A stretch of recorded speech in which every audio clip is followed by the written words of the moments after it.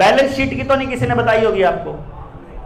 Balance sheet का propaganda समझो कितना गजब है। बैलेंस शीट को समझ लिया तो आपका न्यू समझ में आ जाएगा कि ओ तेरे की इतना बड़ा फ्रॉड सारे ही देश के साथ में। पानी दे रहे, छोटा सा ही है, बस एक चौक दे दो छोटा सा, बस छोटा सा ही बहुत है। आप देखो बस बहुत है। ये देखो एक चीज समझो, संभालिए कैमरा कैमरा कैमरा। यहां है बैंक, ये देखो यहां बैंक है और यहां मैं हूं, मान लो देवेंद्र। अब इसको समझने के लिए आपको क्या करना है, बैंक के पास 100 रुपए हैं और मैं बैंक को कहता हूं कि मुझे 40 रुपए दे दो, मेरे पास 0 रुपया है। मैं बैंक को कहता हूं कि मुझे 40 रुपए चाहिए लोन के रूप में। तो कानून, नियम और तरीका क्या कहता है कि इसमें से 40 रुपए कम होकर के 60 रह जाएंगे और मेरे वाले में 40 जुड़कर मेरे पास 40 हो जाएंगे। यही तो कहता होगा, क्यों जी, कि बैंक के पास 100 रुपया पड़ा था, उसने उसमें से 40 रुपया मुझे दे दिया और मेरे पास 40 रुपया हो गया। ये होना चाहिए बैंक की बैलेंस शीट के अंदर है। आप बैठ जाइए, ये होना चाहिए बैंक की बैलेंस शीट में। लेकिन होता क्या है ये बताता हूं मैं आपको। इधर 100 रुपए पड़े हैं बैंक के पास, मेरे पास 0 रुपया है। मैं बैंक के पास जाता हूं कि भाई मुझे 40 रुपया चाहिए, तो बैंक 40 रुपये इधर लिख लेता है और 40 रुपये इधर लिख लेता है और इसको छोड़ देता है। ये माइनस का निशान नहीं लगाता बैंक। क्या करता है, इसकी प्रॉपर्टी 1 साल के बाद जब वो जोड़ता है पूरे साल में कि कितनी प्रॉपर्टी होगी, इसकी 140 हो गई और 40 इस पे लेने हैं ब्याज समेत। ब्याज तो न्यारा, समझ रहे हो? मतलब जैसे ही उसने आपको जितना पैसा दिया उतना ही वो अपने खाते में लिख लेता है कि इतना और आ गया मेरे को, आया कितने दिन नहीं।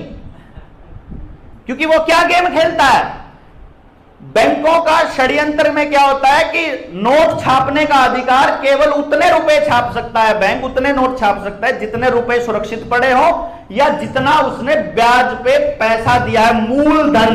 ब्याज नहीं छाप सकता बैंक, ध्यान दीजिए।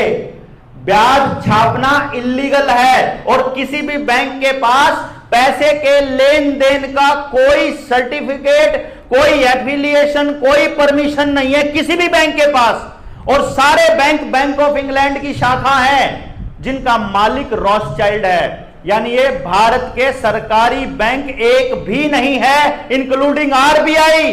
और मैं आपको बता दूं कि ये चीज बेंगलोर की हाई कोर्ट ने आदेश में अपने पारित किया था 2019 में। मेरे से मांग लेना वो आदेश जिसमें लिखा हुआ है bank employees are not government employees.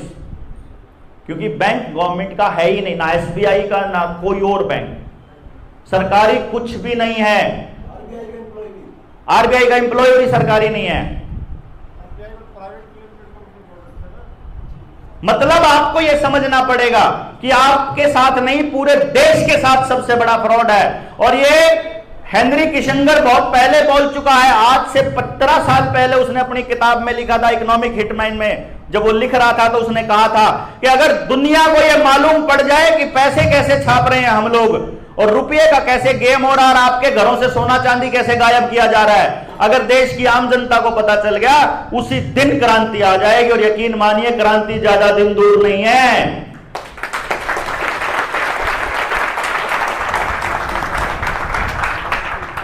मैं गारंटी से कहता हूं आने वाले टाइम में क्रांति शब्द से वीडियो उड़ा करेंगे।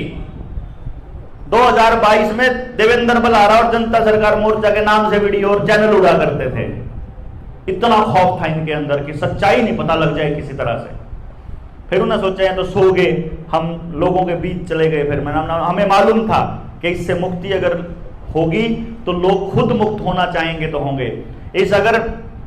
इस बैलेंस शीट के बारे में एक सच्चाई और जान लो, आपने आज तक किसी ने भी जो वीडियो सुन रहे हैं दोस्त, उन्होंने भी किसी ने भी आज तक किसी जगह का पता नहीं लगा जहां पर सरकार ने या बैंकों ने बैलेंस शीट रखी हुई है। बैंकों की बैंक के हेड ऑफिस में नहीं होती, जोनल ऑफिस में नहीं होती, रीजनल ऑफिस में नहीं होती, कहीं भी नहीं होती।